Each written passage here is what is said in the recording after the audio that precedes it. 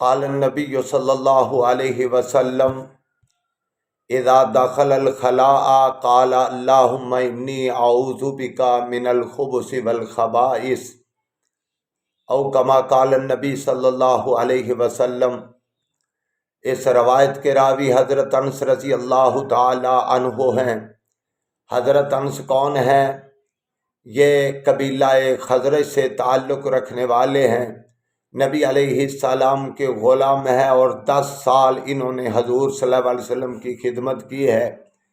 2286 ان کی احادیث ہیں، اور اس کے ساتھ ساتھ 168 متفق علیہ یعنی بخاری اور مسلم کے اندر ان کی روایات موجود ہیں۔ اور یہ بیان فرماتے ہیں کہ حضور اکرم صلی اللہ علیہ وآلہ وسلم نے فرمایا کہ جب بھی تم میں سے کوئی بیت الخلاء کے اندر داخل ہو تو اسے چاہیے کہ یہ دعا پڑھے، اللہم انی اعوذ بک، اے اللہ میں تیری پناہ میں آتا ہوں، من الخبث والخبائث، ناپاک جنوں اور جنیوں کی شر سے۔